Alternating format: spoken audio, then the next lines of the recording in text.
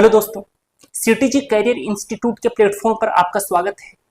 जैसा कि आप देख पा रहे हैं यहाँ पर क्या लिखा है, आरपीएससी और अन्य विभागों द्वारा पूछे गए प्रश्न, यानी कि आरपीएससी और राजस्थान के अंदर जो भी विभाग है जो एग्जाम को ऑर्गेनाइज करवाते हैं, उन्होंने अब तक जितने भी क्वेश्चन प्रीवियस ईयर्स में पूछे हैं उन सबको लेकर के हम लोग डिस्कस कर रहे थे।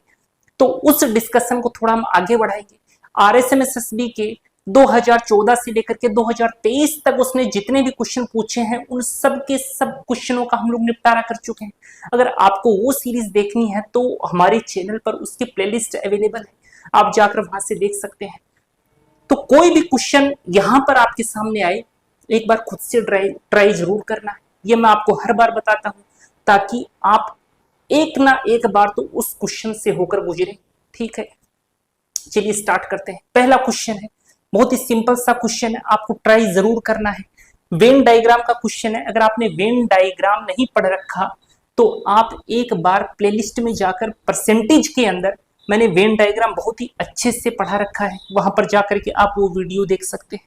देखो क्या कहा क्वेश्चन में, किसी परीक्षा में 40% विद्यार्थी हिंदी में फेल हुए और 50% अंग्रेजी में लटक गए। यदि 13% विद्यार्थी दोनों विषय में लटक गए, ठीक है, तथा 69 विद्यार्थी दोनों विषय में पास हुए तो परीक्षा में सम्मिलित हुए विद्यार्थियों की संख्या कितनी है। बहुत सिंपल क्वेश्चन है, देखो कैसे करेंगे।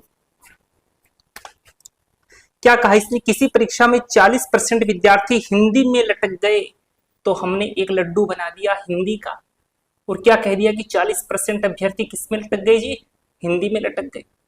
आगे क्या कहा इसने, 50% अंग्रेजी में फेल हो गए। चलो 50% इंग्लिश में फेल हो गए।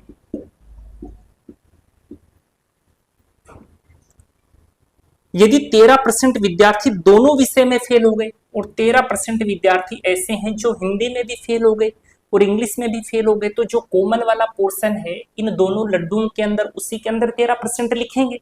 ठीक है, तथा 69 विद्यार्थी दोनों विषय में पास हुए तो परीक्षा में सम्मिलित हुए विद्यार्थियों की संख्या क्या है।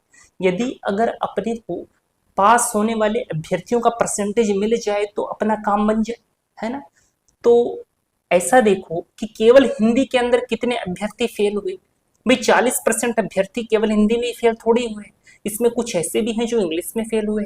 ऐसे 50% अभ्यर्थी जो इसने इंग्लिश में दे रखा है वो केवल इंग्लिश में फेल थोड़ी हुए, उसमें कुछ ऐसे भी हैं जो हिंदी में फेल हुए। तो केवल हिंदी में फेल होने वाले अभ्यर्थियों की संख्या, अगर परसेंटेज अगर अपने को निकालना है तो 40 में से 13 को माइनस करो तो कितना आ जाएगा, 27%। यानी 27% बंदे ऐसे हैं जो हिंदी के अंदर लुढ़क गए। ठीक, ऐसे इंग्लिश की बात करते हैं, 50% यहां पर लिखा है तो 50 में से 13 को माइनस करो तो कितना आ जाएगा जी, 37 आ जाएगा। यानी 37% अभ्यर्थी जो हैं वो इंग्लिश में लटक गए और 13% अभ्यर्थी ऐसे हैं जो दोनों विषयों में लटक गए। 13% ऐसे हैं जो दोनों विषयों में लटक गए हैं जी। ऐड कर दो तीनों को, तो 3 और 2 5 और 1 6, तो 60, तो ये हो गया 7 7 14, 15 16 17, 60 के अंदर 17 जोड़ा तो कितना आया, 77।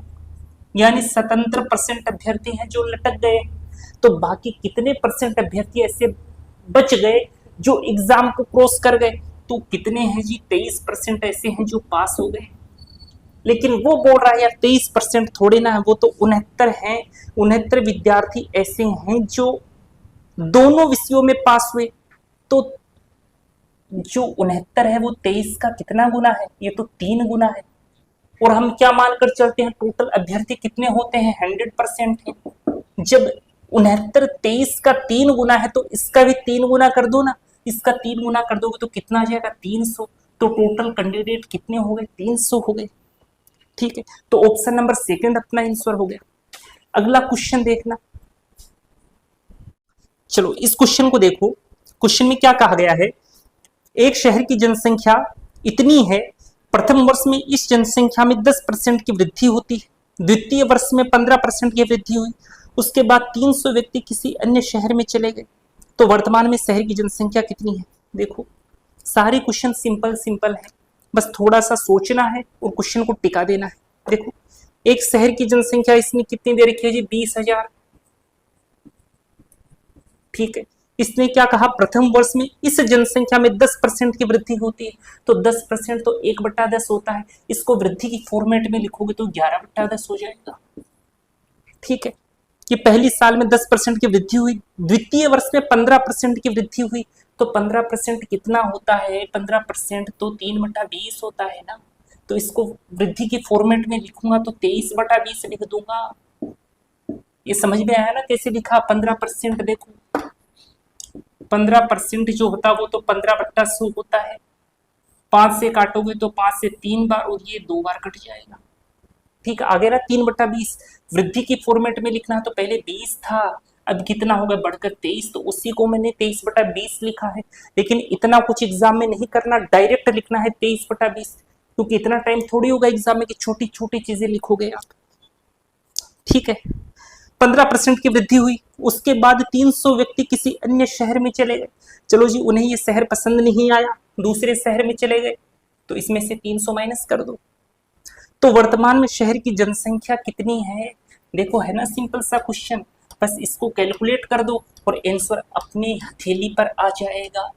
चलो जी कैलकुलेट कर देते हैं, इस जीरो से ये जीरो, इस जीरो से ये जीरो चला गया, 2 से कट गया 100 पर, फिर आएगा 2300। 2300 को ये कितना आएगा, तो 23 को 100 से मल्टीप्लाई करोगे तो 2300 आ जाएगा।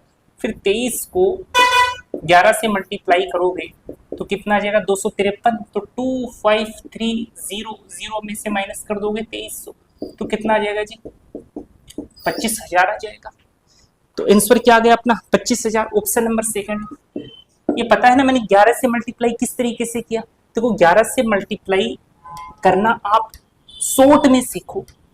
शॉर्ट में कैसे करते हैं आप नोट लगाकर लिख भी सकते हो आप अपनी नोटबुक में, कि 11 से मल्टीप्लाई अगर आपको शॉर्ट में करना है तो कैसे करो भाई, ऐसे देखो 257,232, इसको मैं कह दूं 11 से मल्टीप्लाई करो, तो नॉर्मल तरीके से आप मल्टीप्लाई करोगे तो जाहिर सी बात है टाइम लगेगा। तो एक आपको मैं एक ऐसा तरीका बताता हूं जिससे फटाक से आप इसको 11 से मल्टीप्लाई कर दो। कैसे करोगे, इस नंबर को उठाओ और एक अंक खिसका के इस नंबर के नीचे बिठा दो और उसके बाद में जोड़ दो, हो जाएगा 11 से मल्टीप्लाई। अरे कैसे करके तो दिखाओ, अरे दिखाता हूं ना करके देखो, इधर 2 को बिठाओ, फिर 3, फिर 2, फिर 7, फिर 5, फिर 2, लिख दिया एक अंक खिसका के। अब इसको जोड़ दो, क्या देख रहे हो, जोड़ दो जी, 2 3 2 5 3 2 5 7 2 9 7 5 12 का 2 हासिल है 1 5 2 7 और 1 8 और ये 2, लो जी हो गया अपना नंबर 11 से मल्टीप्लाई। तो बस वैसे ही मैंने उधर मल्टीप्लाई किया था। ठीक है, समझ में आया होगा आपके। चलो अगला क्वेश्चन देखना, खुद से ट्राई जरूर करना, डायरेक्ट सॉल्यूशन मत देखना। ठीक है ना, करो इस क्वेश्चन को ट्राई। इस क्वेश्चन को देखो, बड़ा ही बांगड़ू सा क्वेश्चन है। यदि एक आयत की प्रत्येक भुजा 10% से बढ़ती है तो उसके क्षेत्रफल में कितनी प्रतिशत वृद्धि होगी। ये लो जी, कुछ है नहीं इस क्वेश्चन में। भाई क्षेत्रफल क्या होता है, आयत का क्षेत्रफल होता है लंबाई गुणा चौड़ाई, यही तो होता है। ठीक है, उसने क्या कहा, यदि एक आयत की प्रत्येक भुजा 10% से बढ़ती है, यानी लंबाई भी 10% बढ़ती है, चौड़ाई भी 10% बढ़ती है, तो लंबाई हो गई जी 10 से 11, चौड़ाई भी हो गई 10 से 11, आपस में मल्टीप्लाई कर दो तो ये तो हो गया 100, ये हो गया 121। साफ साफ दिख रहा है कि 21% की क्या हो गई है, वृद्धि हो गई है क्या कोई ऑप्शन, ऑप्शन नंबर सेकंड अपना आंसर हो जाएगा। ठीक है ना, जो 10% था उसको मैंने ऐसे ही लिखा है 10/100, 10/100, बढ़ते हुए फॉर्मेट में लिखा तो 10 से 11 कर दिया, ये लंबाई के लिए किया, ये चौड़ाई के लिए किया, इन दोनों को मल्टीप्लाई करेंगे तो एरिया आ जाएगा, तो ये एरिया के लिए हो जाएगा। ठीक है ना, ये इतना लिखने की जरूरत नहीं है एग्जाम में, एग्जाम में फटाफट करना है बस, लिखने से जितना बचोगे स्पीड उतनी ही ज्यादा फास्ट होगी। चलो अगला क्वेश्चन देखना, चुनाव वाला क्वेश्चन।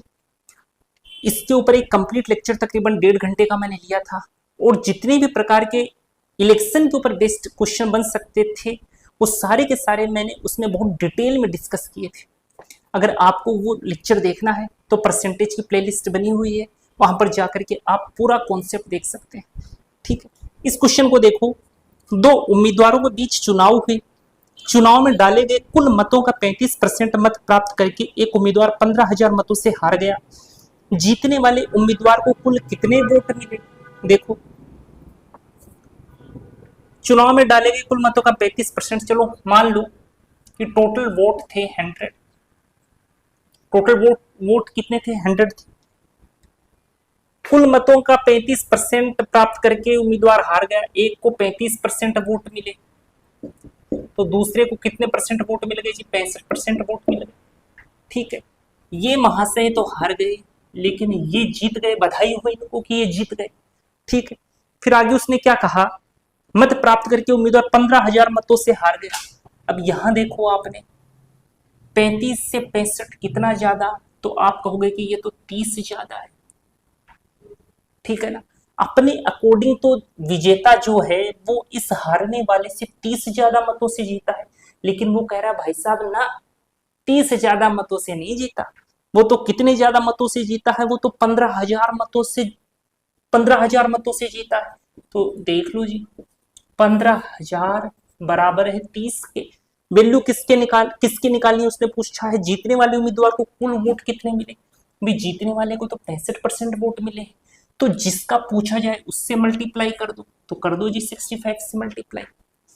ठीक है, कर दो कैलकुलेट, 0 से 0 गया, 3 पचे 15, ये 500 आ गया, 5 से मल्टीप्लाई करते हैं इसको, 55 25 का 5 हासिल आया 2, 6 पंजे 30 रख दो 32, और 2 लड्डू आगे रख दो, 32,500 आंसर आएगा। ऑप्शन नंबर सेकंड अपना आंसर हो जाएगा।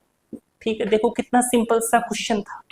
ठीक, अगला क्वेश्चन देखना, इस क्वेश्चन को देखो, किसी वस्तु के मूल्य में 10% वृद्धि होने पर उपभोक्ता को उसकी खपत कितने प्रतिशत कम करनी होगी जिससे इस माह में खर्च ना बढ़े, यानी खर्च उतना ही रहे जितना पिछले माह में था। ठीक है ना, मूल्य इंटू खपत बराबर खर्च, इस फॉर्मेट का क्वेश्चन है। ठीक है ना, तो इसी फॉर्मेट में रखकर सोल्व कर देंगे। किसी वस्तु के मूल्य में 10% वृद्धि हुई तो मूल्य हुआ 10 से 11, उससे उसकी खपत कितने प्रतिशत कम करनी हो कि माह में खर्च ना बढ़े, यानी खर्च रहे 1:1, खर्च पर कोई प्रभाव ना पड़े तो खर्च हो जाता 1:1। और जब यहां पर 1:1 बैठा हो तो ये क्या करता है, इन दोनों को पलटी मरवा करके यहां लिख देता है। तो अपने को तो पता है ये तो मूल्य है, ये बात खपत की चल रही है, ये बात खर्च की चल रही है। खर्च तो 1:1 है, तो ये क्या करेगा, पलटी मार करके खपत के साथ बैठ जाएगा। तो मरवा दो जी इसको पलटी, बैठ गया।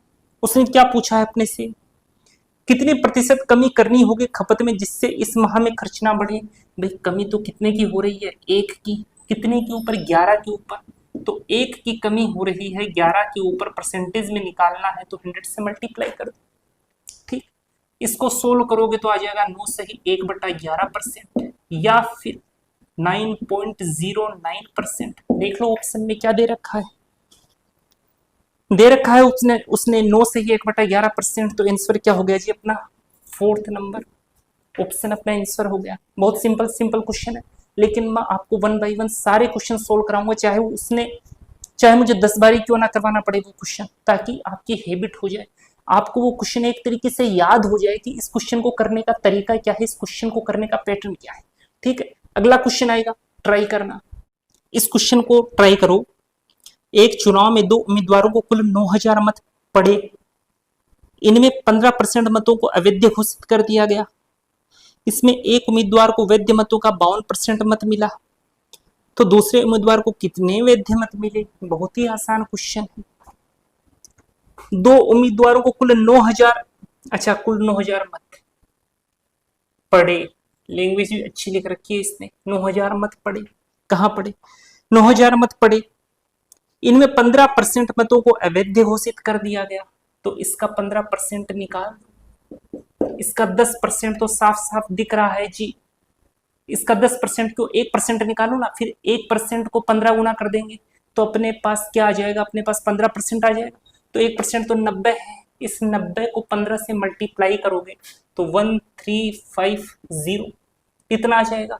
इस 1350 को 9,000 में से माइनस कर दो, कर देते हैं जी 0, 10 में से 5 गया 5, 9 में से 5, 9 में से 3 गया आया 6, 8 में से गया 7, 7,650 मत क्या है जी अपने, वैलिड है, ये वैलिड वोट है।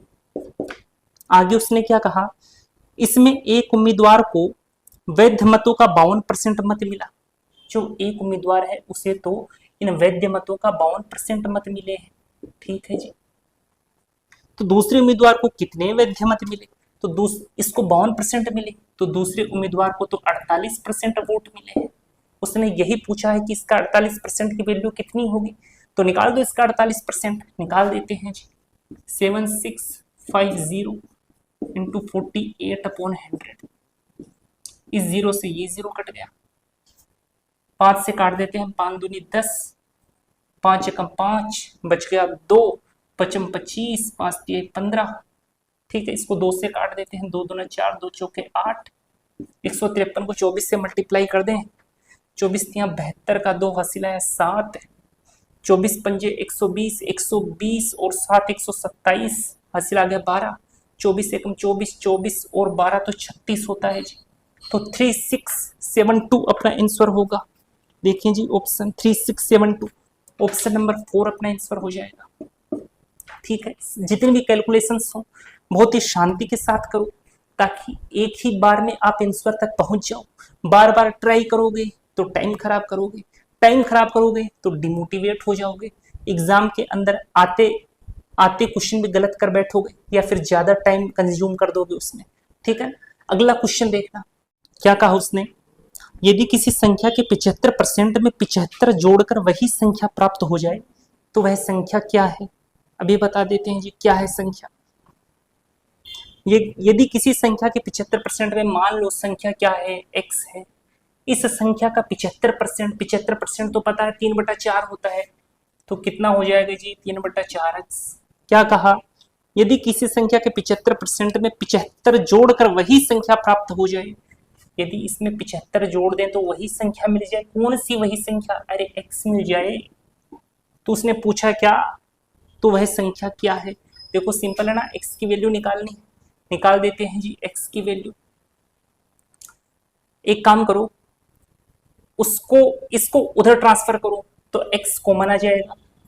मैंने क्या किया, इसको मैंने उधर ट्रांसफर कर दिया तो x कॉमन आ जाएगा, अंदर कितना बच जाएगा 1 माइनस 3/4, तो इसको सोल्व करोगे तो आ जाएगा 1/4 बराबर 75, ठीक है।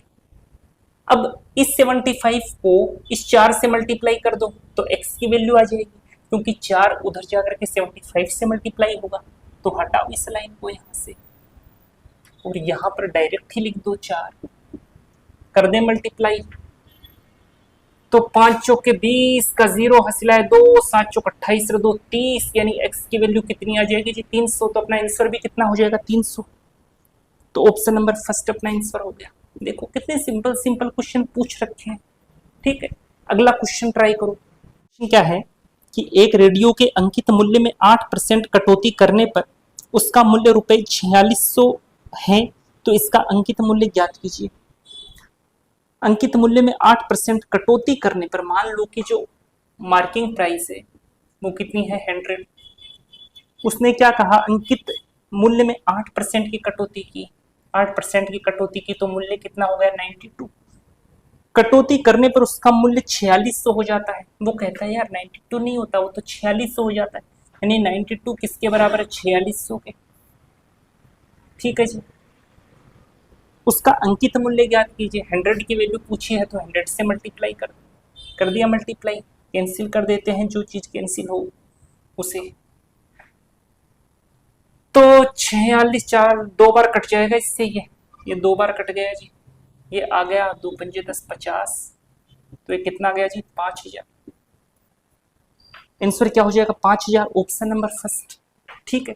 अगला क्वेश्चन देखो, इस क्वेश्चन को ट्राई करो कि एक व्यक्ति अपनी मासिक आय का 12% बचत करता है, ठीक है। यदि उसका मासिक खर्च 9680 रुपए हो तो उसकी मासिक आय कितनी है। चलो जी देख लो, एक चीज मैं आपको बता दूं कि जो आय होती है वो खर्च और बचत से मिलकर के बनती है, ठीक है। उसने क्या कहा 12% बचत करता है, मान लो जो टोटल आय है, जो टोटल इनकम है वो 100 है, 100% मान लो। मासिक आय का 12% बचत करता है, इसका 12% क्या कर लेता है जी, वो सेविंग कर लेता है। तो 12% बचाया तो खर्च कितना कर दिया, 88%। उसने क्या कहा, यदि उसका मासिक खर्च इतना रुपया हो, उसने कहा मासिक खर्च 88 थोड़े ना है, वो तो 9680 है, यानी कि 88 किसके बराबर है, 9680 के। तो उसकी मासिक आय क्या होगी, 100 की वैल्यू पूछी है तो 100 से मल्टीप्लाई कर, 11 से काट देते हैं, 11 अट्ठे 88, 11 अट्ठे 88, पीछे बच गया 8, तो 11 अट्ठे 88, ये 0, 8 से काटा कितना आ गया जी, 11,000। तो ऑप्शन नंबर सेकंड अपना आंसर हो गया। ठीक है, अगला क्वेश्चन देखना,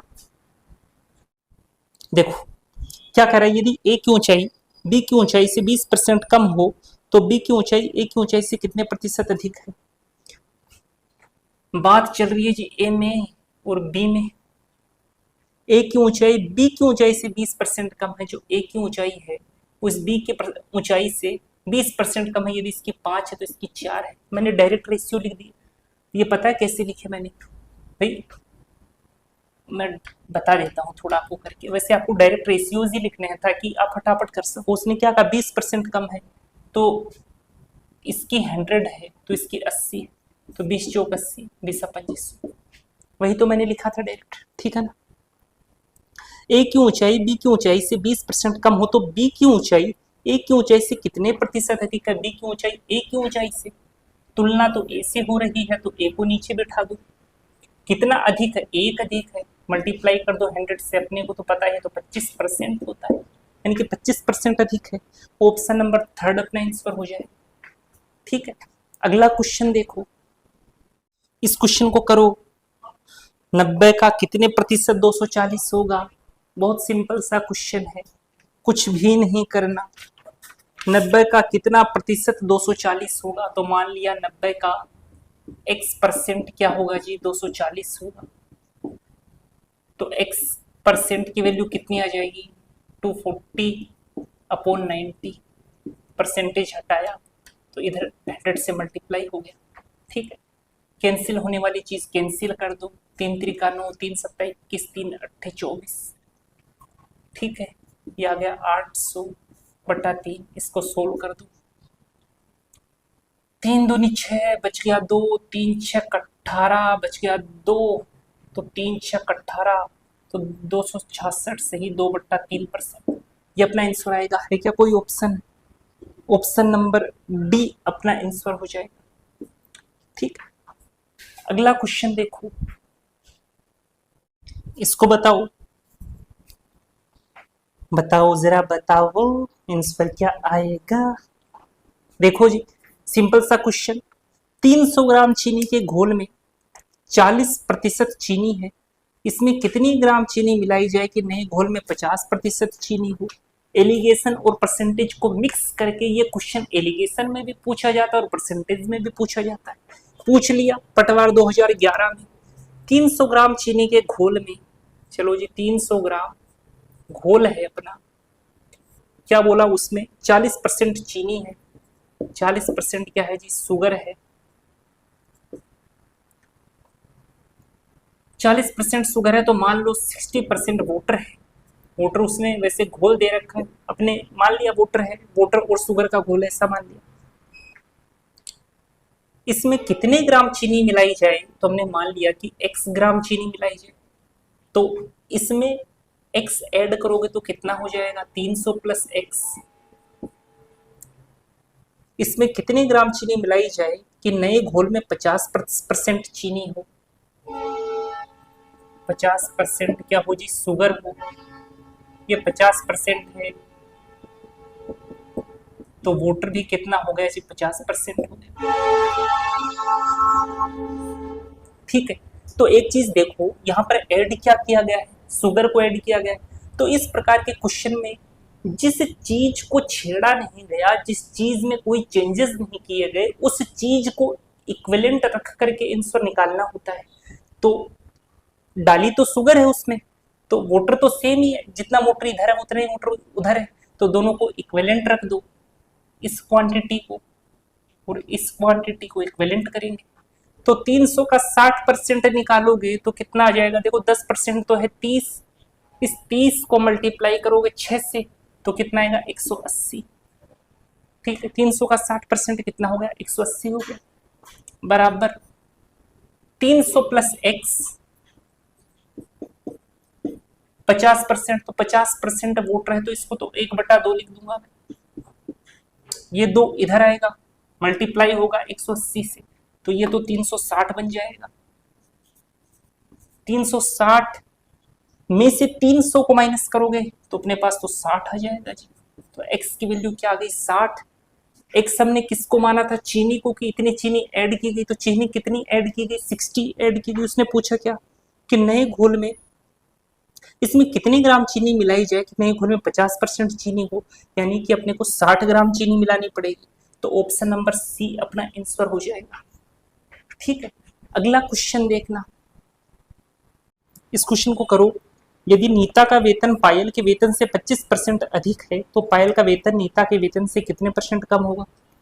राजस्व विभाग ने पूछा 2011 में पटवारी की एग्जाम। यदि नीता का वेतन पायल से, 2 लड़कियां हैं नीता और पायल, एग्जाम में नाम बिल्कुल नहीं लिखने हैं, एन और टी लिख करके काम निकाल लेना है। ठीक है, नीता का वेतन पायल के वेतन से, इसका वेतन इसके वेतन से 25% अधिक है, तो इसका 4 है तो इसका 5।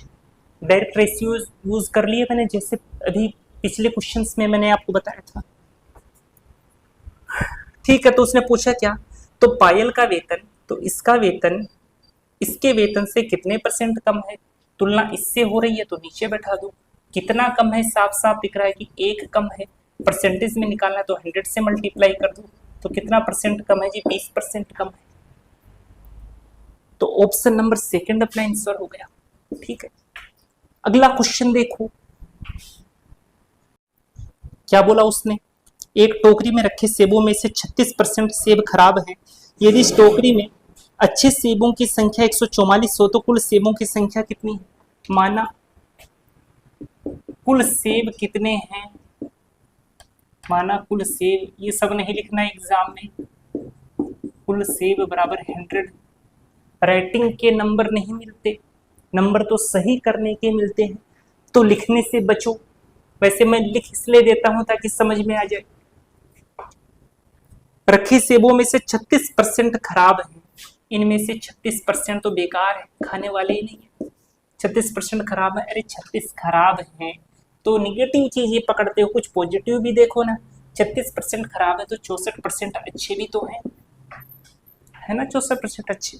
उसने क्या कहा, अरे अच्छे सेबों की संख्या तो 144 है, तो 64 का हिसाब लगाए बैठा है, यानी 144 कहीं ना कहीं किसके बराबर है 64 के, तो 144 बराबर है जी 64 के। तो कुल सेबों की संख्या कितनी है, कुल सेबों की संख्या अपने 100 मानी है, तो जिसका पूछा हो उससे मल्टीप्लाई करो। काट देते हैं जी, 16 चौके 64, 16 नवैया 144, 4 से काटोगे 25 पर, 25 नवैया तो 225 होता है जी। तो कुल सेब कितने हो गए 225 हो गए, ऑप्शन नंबर डी अपना आंसर हो जाएगा। ठीक है, अगला क्वेश्चन देखना, संतरे के मूल्य में 10% वृद्धि हो जाने पर एक ग्राहक 270 रुपए में पहले से 5 किग्रा संतरा कम खरीद पाता है। संतरे का प्रति किग्रा बढ़ा हुआ मूल्य कितना है। संतरे के मूल्य में 10% की क्या हो गई जी वृद्धि हो गई, तो 10 से 11 क्या हो गया इसका मूल्य हो गया। ठीक है, वृद्धि हो जाने पर, अच्छा इधर मूल्य है फिर नीचे खपत आता है, दोनों को मल्टीप्लाई करते हैं तो इधर खर्च वहां से बैठ जाते हैं। ठीक है, उसने क्या कहा, हो जाने पर एक ग्राहक 270 रुपए में पहले से, मूल्य इंटू खपत बराबर खर्च। ठीक है, हो जाने पर एक ग्राहक 270 रुपए में पहले से 5 किग्रा संतरा कम खरीद पाता है, यानी पहले वो 270 रुपए में मान लो कुछ भी संतरे खरीद रहा था, जितनी भी संतरे खरीद रहा था, अब वो 5 किलोग्राम संतरे कम खरीद पा रहा है, यानी कि पहले जो प्राइस थी उसी प्राइस से कंपेयर अब भी कर रहा है। तो 250 रुपए की तो बात कर रहे हैं ना, ये 270 की। तो पहले प्राइस 270 थी तो प्राइस तो अब भी 270 है। दोनों को कैंसिल करोगे तो 1:1 आएगा। इसको उठा करके यहाँ बैठा दो, 1:1। और मैंने आपको क्या कहा, जब यहाँ पर 1:1 बैठा हो तो वो इन दोनों को पलटी खवा के और इसके सामने बैठा देता है। तो ये पलटी खाएंगे तो कितना हो जाएगा जी, 11:10 हो जाएगा। ठीक है, तो जब प्राइस बढ़ेगी तो खपत तो कम ही होगी, तो वो कम हो रही है। तो एक कितने के बराबर हो गया, उसने कहा एक की थोड़ी कमी हो रही है, ये तो 5 किग्रा संतरों की कमी हो रही है। तो ये बराबर कितने के हो गए, 5 केजी संतरे, 5 केजी संतरे। ठीक है, इसको उठा करके इससे मल्टीप्लाई करो, इसको उठा करके इससे मल्टीप्लाई करो। 5 को 10 से किया तो आया 50 केजी, 5 को 11 से किया तो आया 55 केजी। उसने क्या पूछा, उसने पूछा संतरे का प्रति किग्रा बढ़ा हुआ मूल्य क्या है। तो बढ़ा हुआ मूल्य तो ये है, यानी उसने ये पूछा, उसने प्रति किग्रा की बात की। तो 50 केजी का मूल्य कितना है, 270 रुपए है। 50 केजी का मूल्य इधर लिख देता हूं, 50 केजी का मूल्य 270 रुपए है। तो 1 केजी का कितना होगा, 270 में भाग लगाओगे जी 50 का, 0 से 0 गया, 55 25, बच गया 2, 5 चौके 20, यानी 1 केजी का मूल्य कितना होगा, 5.4 रुपीज होगा। है क्या कोई ऑप्शन, ऑप्शन नंबर फर्स्ट, यानी ऑप्शन नंबर फर्स्ट अपना आंसर हो जाएगा। ठीक है, उम्मीद है आपको ये क्वेश्चन समझ में आया होगा। ठीक है, आज की क्लास हम लोग इतनी ही रखेंगे। तकरीबन 15 से लेकर के 20 क्वेश्चन हम लोग हर क्लास में डिस्कस करते हैं। तो ये तकरीबन 3 या 4 लेक्चर और चलेगा। उसके बाद में आरपीएससी या फिर अन्य विभागों ने परसेंटेज से रिलेटेड जितने भी प्रीवियस ईयर्स में क्वेश्चन पूछे वो सारे के सारे अपने कंप्लीट हो जाएंगे। तो आप इनको जब चाहो तब प्रैक्टिस के लिए लगा सकते हो। RSM-SSB बोर्ड के भी परसेंटेज से रिलेटेड मैंने सारे करवा रखे हैं, उसको भी आप एज ए प्रैक्टिस यूज कर सकते हो। ठीक है, आपको ये क्लास कैसी लगी कमेंट बॉक्स में जरूर बताइए। वीडियो को लाइक जरूर कीजिए, और चैनल पर यदि नए हैं और चैनल से यदि आपको बेनिफिट मिल रहा है तो चैनल को सब्सक्राइब जरूर कीजिए। ठीक है, मिलते हैं अगली क्लास में, तब तक के लिए धन्यवाद।